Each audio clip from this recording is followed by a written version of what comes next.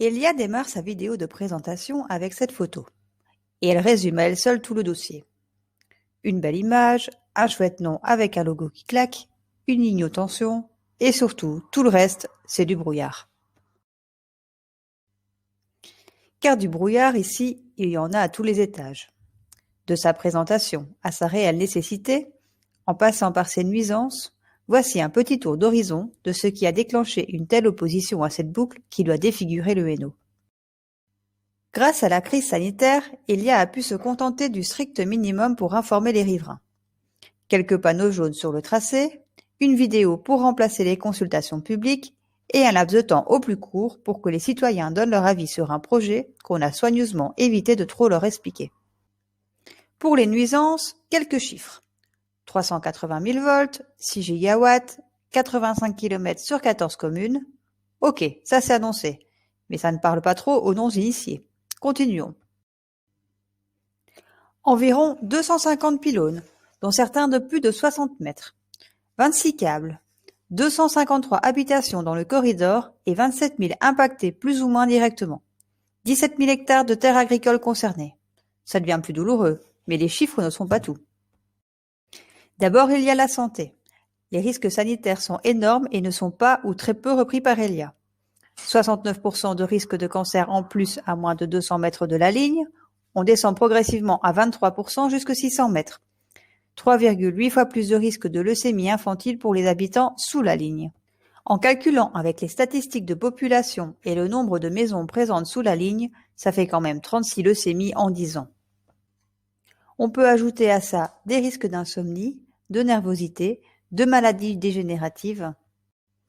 Et pour les animaux, une surmortalité dans les élevages, des comportements atypiques ou des carences diverses. Bref, un aspect santé qui n'a pas l'air de concerner fortement notre gestionnaire de réseau. Ensuite, il y a nos paysages ennuyés. Des pylônes de 60 mètres au minimum tous les 300 mètres avec 26 câbles, c'est moche. Pour le moment, on a ça, Elia veut nous vendre ça.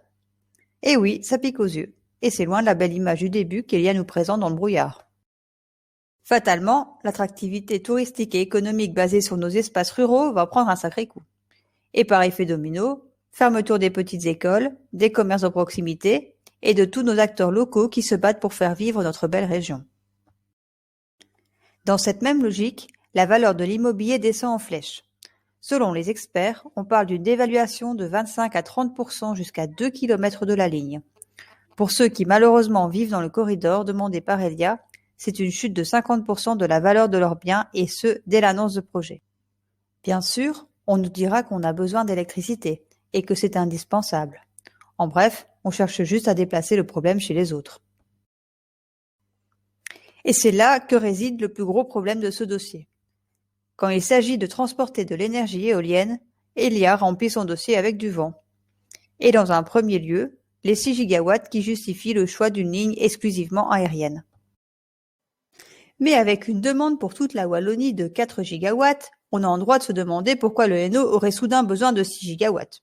Surtout que la demande est actuellement à la baisse grâce entre autres aux productions locales.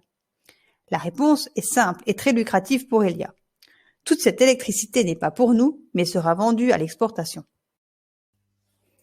En fait, pour ce projet, Elia a tout à gagner, mais le Hainaut ne fait que payer la facture. Face à cette destruction annoncée de notre cadre de vie, nous vous expliquerons dans notre prochaine vidéo comment la mobilisation de quelques citoyens a su générer une opposition sans précédent dans notre région. Et surtout, comment ils se sont organisés pour être maintenant encore plus efficaces.